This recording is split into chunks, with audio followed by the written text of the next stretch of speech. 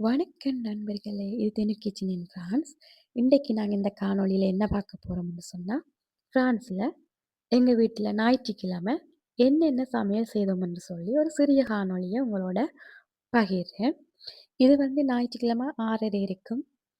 6:30 எழுந்து வெளியில் பார்க்கும்போது இங்க வந்து தொடங்கிட்டுது. அப்ப வெளியில எங்க பார்த்தாலுமே பச்சை பசேல் என்று கண்ணுக்கு குளிர்மையாகவும் இருக்கு வெளியில் பார்க்கும்போது. பறவைகளின் சத்தம் மட்டுமே கேட்கக்கூடிய மாதிரியும், வேறு எந்த சத்தமுமே இல்லாம மிகவும் அமைதியான ஒரு சூழ்நிலையாக காணப்படுது. இதை பார்த்துக்கொண்டே எனது காலை வேலையெல்லாம் முடித்து, காலை சாப்பாடெல்லாம் தயார் செய்தேன். இன்றைக்கு காலை சாப்பாடு என்ன செய்தேன்னு சொன்னா, டீயும், ஃப்ரெஞ்ச் டோஸ்ட்டு அதோட ஒரு அதாவது ஆப்பிள். இவ்வளோ தான் இன்னைக்கு நாங்க காலம சாப்பாடு எடுத்துக்கொண்டோம். அதுக்கு பிறகு தர்பூசணி, அதாவது மதிய உணவிற்கு முன்னர் தர்பூசணி எடுத்துக்கொண்டோம். வாட்டர்மெலன் சாப்பிட்டோம்.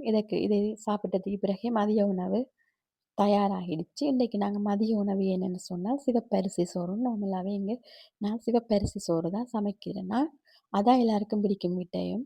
அப்ப சிவப்பரிசி சோறும், பீட்ரூட் வரையும், குசெத் பருப்பு போட்டு பால் கறி, வாழைக்காய் வரை, ஃபிஷ் குழம்பு, ஃபிஷ் பொரியல். இவ்வளோ தான் இன்னைக்கு எங்களது மதிய உணவு. இதற்கு பிறகு ஐஸ்கிரீம். நான் வீட்டிலேயே செஞ்சேன் ஹோம்மேட் ஐஸ்கிரீம். நான் செஞ்ச ஐஸ்கிரீம். அதையும் சாப்பிட்டுட்டு, எங்களது இரவு உணவு. இன்று இரவு உணவு என்னன்னு சொன்னா, ரவ தோசையும், தேங்காய் சம்பலும். இதுக்கு வந்து மாப்பிள்ளைக்க வைக்க தேவையில்ல. 10 நிமிடத்தில எங்களது தோசை தயாராகிடுச்சு. ரவை தோசையும், தேங்காய் சம்பளம். இதான் இன்றைக்கு எங்களது ஞாயிற்றுக்கிழமை உணவாக இருந்தது. இவ்வளவுதான்.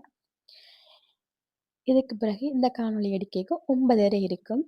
இப்பதான் சூரியன் மறைந்து கொண்டு போகுது. வெளியில் பார்க்கும்போது சூரியன் மறையிற காட்சி தோன்றிச்சு.